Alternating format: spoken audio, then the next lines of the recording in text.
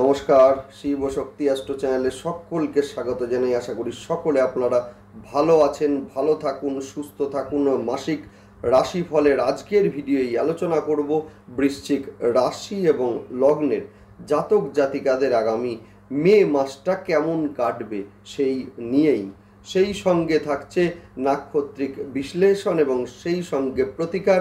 অবশ্যই আপনারা ভিডিওটিকে শেষ পর্যন্ত দেখতে থাকুন। আমরা জানি যে বৃশ্চিক রাশি এবং লগ্নের জাতক জাতিকাদের ওপরে শনিদেবের একটা ধাইয়া সেটা কিন্তু চলছেই।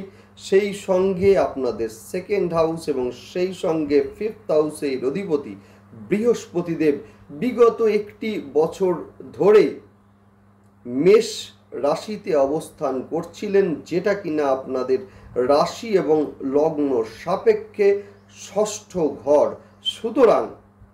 সুতরাং মূলত আর্থিক দিক থেকে একটা যে চাপ সেটা কিন্তু ছিলই, সেই সঙ্গে সন্তানকে নিয়ে দুশ্চিন্তা সেটাও কিন্তু অবশ্যই আপনাদের একটি বছর ধরে ছিল।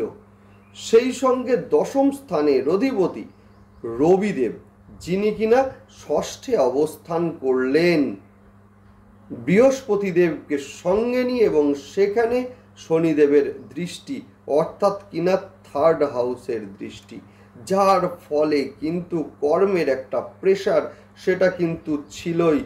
যাই হোক, সব থেকে স্বস্তির বিষয় হচ্ছে মে মাসের একেবারে প্রথমের দিকে বৃহস্পতি দেবকে আমরা দেখব বৃষ রাশিতে ট্রানজিট হতে।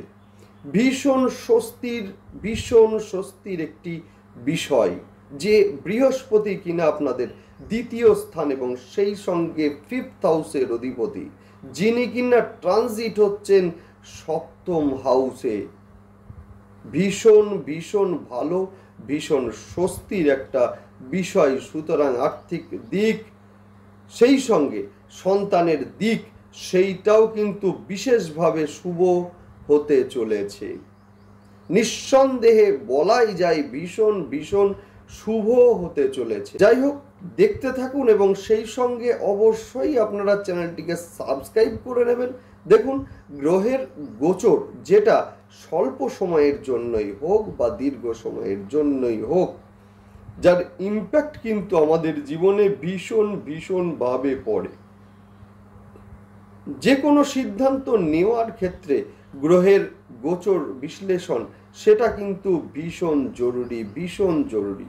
সুতরাং গ্রহের গোচর বিশ্লেষণ এবং সেই সঙ্গে সিদ্ধান্ত দুটো যেন পরস্পরের একেবারে পরিপূরক। সুতরাং যে কোনো সিদ্ধান্ত নেওয়ার আগে গ্রহের গোচর বিশ্লেষণ অবশ্যই আপনারা করুন, যার ফলে কিন্তু সমস্যা আসবে না। 100% সমস্যা আসবে না মানে প্রতিকারেরও দরকার নেই, অ্যাস্ট্রোলজার বন্ধুদের কাছে যাওয়ারও দরকার নেই। সুতরাং অবশ্যই আপনারা গ্রহের প্রত্যেকটি গোচরকে দেখতে থাকুন।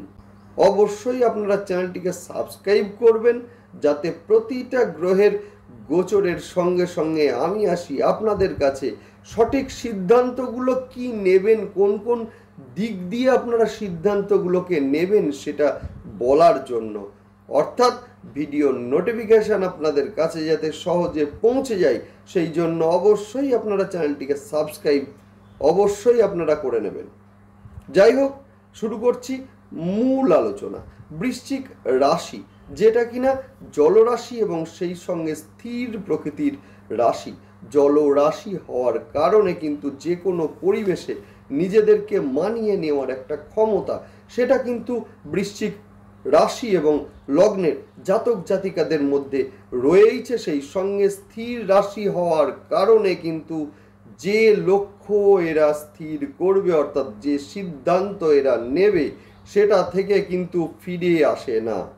সেই সঙ্গে আমরা বলবো যে মঙ্গলের রাশি হলেও এরা কিন্তু সহজে কোনো ঝামেলার মধ্যে জড়াতে চায় না, কিন্তু যদি অন্যায়ভাবে এদের কোনো ঝামেলার মধ্যে জড়ানো হয় সেক্ষেত্রে কিন্তু এরা ভীষণ রেগে যায়। এরা জল রাশি হওয়ার কারণে এরা কিন্তু সহজে রাগে না, অথচ একবার যদি রাগে এদেরকে সামলানো কিন্তু ভীষণ মুশকিল হয়ে যায়। কালপুরুষের অষ্টম রাশি হওয়ার কারণে মূলত ইউরোলজিক্যাল সমস্যা, মেয়েদের ক্ষেত্রে গাইনো সমস্যা, এবং সেই সঙ্গে মঙ্গল যদি নিচস্থ বা দুস্থানগত থাকে সেক্ষেত্রে কিন্তু পেটের নিচের অংশের কিছু সমস্যা সেইটাও কিন্তু লক্ষ্য করা যায়। বর্তমানের গোচরগত যে সিচুয়েশন, যে অবস্থান, সেটা হচ্ছে মূলত 4th হাউসে শনিদেব, 5th হাউসে বুধ, রাহু, মঙ্গলদেব, 6ষ্ঠে বৃহস্পতি, রবি এবং শুক্র, একাদশে কেতুদেব অবস্থান করছেন। যেহেতু শনিদেবের ধাইয়া চলছে সেই কারণে গৃহগত কিছু সমস্যা বা সাংসারিক বেশ কিছু সমস্যা, মায়ের শরীর নিয়ে সমস্যা, সেই সঙ্গে কর্মস্থলে একটা স্ট্রেস, একটা চাপ, সেটাও কিন্তু আমরা দেখছিলাম এতদিন। মে মাসে সেই চাপ কিন্তু কিছুটা বহাল থাকলেও বৃহস্পতির বৃষে সঞ্চার, এটা কিন্তু আপনার ক্ষেত্রে ভীষণ ভীষণ ভালো হবে। মে মাসের একেবারে প্রথমে বৃহস্পতির বৃষে গোচরের ফলে কিন্তু ব্যবসায় উন্নতি, অর্থের আগমন এবং সেই সঙ্গে মূলত প্রেমের ক্ষেত্রে যে ভুল বোঝাবুঝি সেটাও কিন্তু বেশ কিছুটা কমবে। বিবাহিত জীবনের যে সমস্ত সমস্যাগুলো ছিল সেগুলো কিন্তু অনেকটাই লঘু হয়ে যাবে এই সময়। স্বামী বা স্ত্রীর ক্ষেত্রে মূলত আর্থিক দিকটা ভীষণ ভীষণ শুভ হবে। বিবাহ বহির্ভূত সম্পর্কের ক্ষেত্রে কিছু সমস্যা, আপনাদেরকে ব্যবহার করা, এই ধরনের ঘটনাও কিন্তু ঘটতে দেখা যাবে এই সময়। এই সময়ে কিন্তু কর্মে প্রমোশন এবং মূলত কর্মের কারণে বাড়ি থেকে দূরে ট্রান্সফার, সেই ধরনের ঘটনাও কিন্তু আমরা হতে দেখব এই সময়ে। যদিও এই সময়ে পঞ্চমে রাহুদেবের অবস্থানের কারণে প্রেমিক অথবা প্রেমিকার শরীর নিয়ে বেশ কিছুটা দুশ্চিন্তা এইটা কিন্তু বাড়তে চলেছে এই সময়ে। 15th মে রবিদেব এবং মূলত 19 তারিখে শুক্রদেবের নিজের ঘরেই অর্থাৎ বৃষ রাশিতে যে গোচর হচ্ছে, যার ফলে কিন্তু যারা অফিসে অ্যাডমিনিস্ট্রেশনের জায়গায় আছেন বা মেডিসিন বা মেডিকেল রিলেটেড ব্যবসা, শৌখিন যে কোনো ব্যবসা, কসমেটিক যে কোনো অথবা পোশাক হতে পারে, সেই সঙ্গে মিডিয়া সংক্রান্ত বিষয়ের মধ্যে যারা আছেন অলরেডি, এদের ক্ষেত্রে কিন্তু ভীষণ ভালো যাবে। আপনাদের মূলত 11th হাউসে কেতুদেবের অবস্থানের ফলে সাফল্যের ক্ষেত্রে বেশ কিছুটা বাধা, বেশ কিছুটা মানসিক দোটানা এটা কিন্তু ছিলই আপনাদের। সেই সঙ্গে মানসিক যে চাপ সেটা থাকলেও রবি সেই সঙ্গে শুক্রের সপ্তমে গোচর এবং একই সঙ্গে বৃষে বৃহস্পতির গোচরের ফলে এই যে ত্রিগ্রহী যোগের ফলে কিন্তু যথেষ্ট ভালো হতে চলেছে।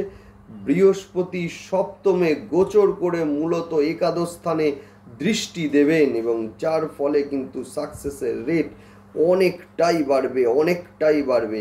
একটু সাত্ত্বিক লাইফস্টাইলের মাধ্যমে কিন্তু বৃশ্চিক রাশি মূলত এই সময়ে যথেষ্ট ভালো থাকতে পারেন, একথা নিশ্চিতভাবে বলাই যায়। মূলত কর্মপ্রাপ্তির ক্ষেত্রে এবং শিক্ষায় নতুন কোনো কোর্সের ভর্তির ক্ষেত্রে মানসিক স্যাটিসফ্যাকশনের অভাব সেটা কিন্তু থাকছেই এই সময়ে শুক্রের সপ্তমে গোচরের ফলে 7 এবং 11-এর যে যোগ, যে কারণে কিন্তু বলতেই পারি যে ব্যবসার কারণে বিদেশে যাওয়া বা বাইরে যাওয়ার একটা সুযোগ সেইটাও কিন্তু এই সময়ে অবশ্যই আপনাদের হবে। বৃহস্পতির দৃষ্টি মূলত একাদশ স্থানে পড়ার ফলে সাকসেসের যে রেট সেই রেট কিন্তু অনেকটা বাড়বে। কর্মের প্রাপ্তির ক্ষেত্রে সাকসেস, যারা ইন্টারভিউ দেবেন এদের ক্ষেত্রে কিন্তু সাকসেসের জায়গা অনেকটা ভালো হবে। যাই হোক, সেই সঙ্গে বলতে পারি যে শেয়ার বাজারের মধ্যে যারা আছেন তারা যথেষ্ট সাবধানে থাকবেন। বিশেষ করে স্বল্প সময়ের জন্য যারা শেয়ারে ইনভেস্ট করছেন এদের ক্ষেত্রে কিন্তু যথেষ্ট ঝুঁকি রয়েছে। দীর্ঘ সময়ের জন্য যারা ইনভেস্ট করছেন এদের ক্ষেত্রে কোনো ঝুঁকি নেই। যাই হোক, সেই সঙ্গে বলতে পারি বিবাহের জন্য এই সময় কিন্তু ভীষণ ভীষণ শুভ। যদিও মেয়েদের ক্ষেত্রে বিবাহের জন্য ভালোভাবে খোঁজ নিন, না হলে কিন্তু প্রতারিত হওয়ার একটা সম্ভাবনা সেটা কিন্তু আছেই। গৃহ যোগ বা গৃহ অথবা ফ্ল্যাট যারা কিনতে চাইছেন এদের ক্ষেত্রে ভীষণ শুভ। তবে বাড়ি যারা বিক্রয় করতে চাইছেন মূলত তাদের ক্ষেত্রে বলবো যে এই সময় কিছুটা সমস্যা থাকছেই। মায়ের দ্বারা আর্থিক সাপোর্ট পাওয়া বা মায়ের সঙ্গে সম্পর্ক ভালো হওয়া সেইটাও কিন্তু মে মাসে আমরা দেখব। যদিও এই মাসে বৃশ্চিক রাশির ইউজড হওয়ার সম্ভাবনা সেটা কিন্তু থাকছেই। রাজনৈতিক বিষয়ের মধ্যে যারা আছেন এদের ক্ষেত্রে বলবো এই সময়ে কথা ভেবে চিনতে বলুন, না হলে ভুল বোঝাবুঝির একটা সম্ভাবনা সেটা কিন্তু এই সময়ে থাকছে। নেক্সট আসবো নাক্ষত্রিক বিশ্লেষণে। বিশাখা নক্ষত্রের জাতক জাতিকাদের বলবো অর্থ ভাগ্য খুব একটা শুভ নয়। এই সময়ে কিন্তু কোনো কারণে অর্থ নষ্ট হওয়ার সম্ভাবনা আছে। ব্যবসায় উন্নতি সেটা কিন্তু লক্ষ্য করা যাচ্ছে। মায়ের স্বাস্থ্য নিয়ে দুশ্চিন্তা বাড়তে পারে। অনুরাধা নক্ষত্রের জাতক জাতিকাদের বলবো ফটকা অর্থের প্রাপ্তির যোগ এই সময়ে আছে। সেই সঙ্গে বিদেশে যাওয়ার সম্ভাবনা সেটাও কিন্তু এই সময়ে লক্ষ্য করা যাচ্ছে। পিতার শরীর নিয়ে দুশ্চিন্তা থাকবে। সঞ্চয়ের দিকে নজর দিন। বিয়ের কথা এই সময়ে ফাইনাল হওয়ার একটা সম্ভাবনা আছে। সেই সঙ্গে আগুন থেকে সাবধানে থাকুন। কর্মপ্রাপ্তির সম্ভাবনা অনুরাধা নক্ষত্রের জাতক জাতিকাদের আছে। জ্যেষ্ঠা নক্ষত্রের জাতক জাতিকাদের বলবো পিতার শরীর নিয়ে সমস্যা বা দুশ্চিন্তা এটা কিন্তু থাকছে এই সময়ে। মায়ের দ্বারা উপকৃত হবেন এই সময়ে। বিদেশে যাওয়ার একটা সম্ভাবনা আছে, তবে পেট বা নার্ভের সমস্যায় ভুগতে পারেন এই সময়। নেক্সট আলোচনা করব প্রতিকার নিয়ে। যাদের ন্যাটাল চার্টে শনিদেব, বৃহস্পতিদেব অথবা শুক্রদেব শত্রু গৃহগত আছেন, নিচস্থ আছেন, মূলত এদের ক্ষেত্রে নবগ্রহ স্তোত্র পাঠ অবশ্যই আপনারা করুন। ভালো রেজাল্ট আপনারা পাবেনই পাবেন। যেহেতু রাশির অধিপতি মঙ্গল, সেই কারণে বাড়ির দক্ষিণ দিক আপনারা পরিষ্কার রাখবেন অবশ্যই, এবং বাড়ির দক্ষিণ দিকে যেন জলের ফ্লো না থাকে। নেক্সট আলোচনা করব কি না, শুভ কাজে যাওয়ার সময়ে মূলত 3টে লবঙ্গ মুখে দিয়ে যান, ভালো রেজাল্ট আপনারা পাবেন। সেই সঙ্গে বাড়ির দক্ষিণ দিকে কোনো ভালো পাত্রে পাখিদের খাওয়ার জন্য জল দিন, দুর্দান্ত রেজাল্ট আপনারা পাবেন। যাই হোক, দেখতে থাকুন, সঙ্গে থাকুন। সেই সঙ্গে অবশ্যই আপনারা চ্যানেলটিকে সাবস্ক্রাইব করে নেবেন। যাই হোক, ভালো থাকুন, নমস্কার।